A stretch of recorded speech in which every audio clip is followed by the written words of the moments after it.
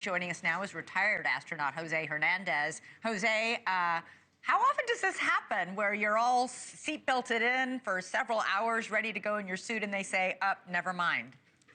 Oh, Elizabeth, that happens all the time. Space flight is not trivial. It's not routine.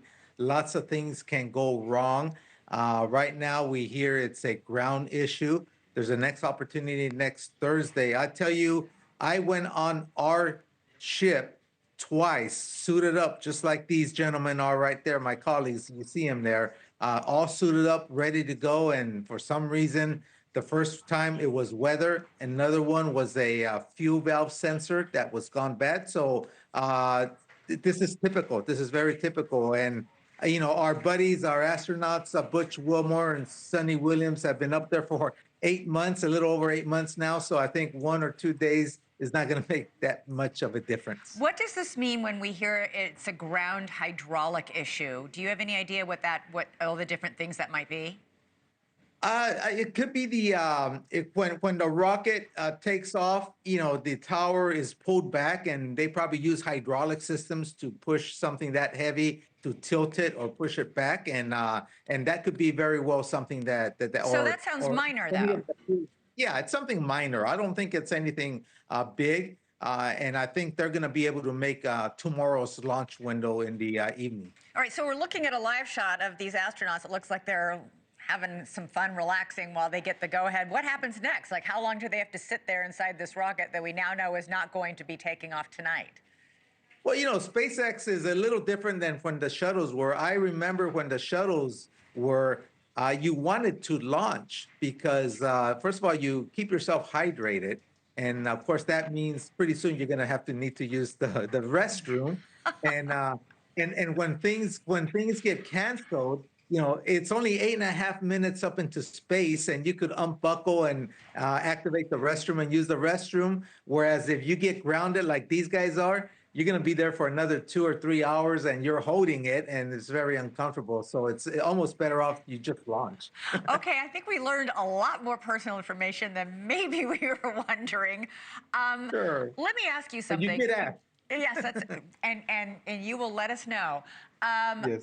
This has got to be a disappointment for them as well, because you are sort of psyched, not just physically set to go up, but mentally and emotionally. But I want to ask you, José, about what Sonny and Butch are facing after nearly 9 months up there in the International Space Station. They thought they were going for 8 days. They ended up for nearly 9 months. Them coming down to Earth, this rocket that's taking these astronauts up is supposed to get them and bring them back home. What is it going to be like for them adjusting to Earth? That is, for astronauts who've been up on the space station for a long time, they have talked about the fact that that is a huge transitional phase for them physically, and it can be difficult. Yes, yes, it is. It is because your body is made for 1G. In the absence of 1G, your muscles start to say, "Oh, I don't need to be this strong because I'm not walking anymore." So you get what's called muscular atrophy, the weakening of the muscles, and this is why you have this protocol of exercising at least 90 minutes a day in space.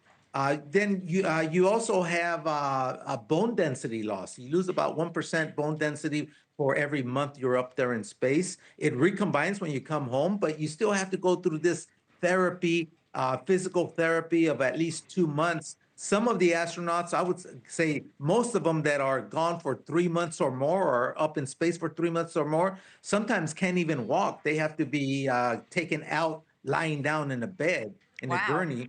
And then they slowly but surely get their strength to walk, and then of course run and those type of things. So it's very a very involved physical therapy routine that they have to go through. Now, if you're there just for 14 days like I was, it was no big deal. The only thing I had to readjust is my vestibular balance system. Yeah, 14 days and 9 months, big difference there. Big difference, very big difference, very big difference. My hats off to them. Yeah, I've also heard that astronauts coming back from extended stays on the space station are often dizzy, nauseous for sometimes weeks until their body gets reacclimated.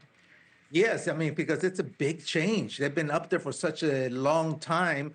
They also have some like eye pressure issues, some ocular issues that happen as well. And of course, they absorb much more radiation than someone who's only up there for 14 days. So you got to watch that as well. The accumulative dosage that an astronaut receives, you can only receive so much, and then you're done. Yeah. All right. José Hernández, always a pleasure talking to you. Thanks so much for watching. Go to joinnn.com to find NewsNation on your television provider. And don't forget to click the red subscribe button below to get more of NewsNation's fact-driven, unbiased coverage.